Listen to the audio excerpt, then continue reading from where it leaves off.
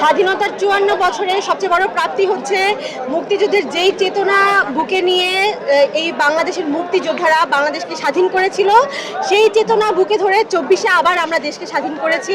আমরা মনে করি এটি স্বাধীনতার ৫৪ বছরের সবচেয়ে বড় প্রাপ্তি এবং প্রত্যাশা হচ্ছে যে বর্তমানে বাংলাদেশে মুক্তিযুদ্ধের ইতিহাসকে বিকৃত করে বিতর্কিত করার যে চেষ্টা বিভিন্ন প্ল্যাটফর্ম থেকে করা হচ্ছে, তার বিরুদ্ধে বাংলাদেশের সমগ্র তরুণ প্রজন্ম রুখে দাঁড়াবে এবং তারা হচ্ছে মুক্তিযুদ্ধের যে চরম সত্য আছে যে আমরা লক্ষাধিক শহীদের প্রাণের বিনিময়ে দেশ পেয়েছি, লক্ষাধিক মা বোনের সম্ভ্রমের বিনিময়ে এই দেশ পেয়েছি, সেই ইতিহাস তারা কখনো ভুলে যাবে না। সেই ইতিহাস আমরা আমাদের হৃদয়ে ধারণ করবো এবং সেই ইতিহাসের ভিত্তিতে আমরা সামনের বাংলাদেশ গড়ব ইনশাআল্লাহ।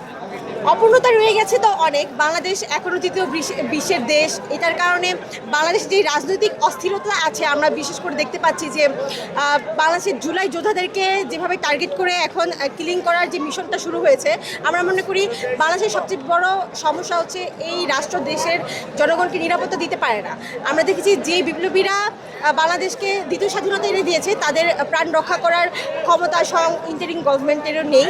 তো আমরা মনে করি বাংলাদেশের সবচেয়ে বড় অপূর্ণতা এটাই যে এটা বাংলাদেশের নাগরিকের জানমালের নিরাপত্তা দিতে আজ পর্যন্ত সম্ভবপর হয় নাই।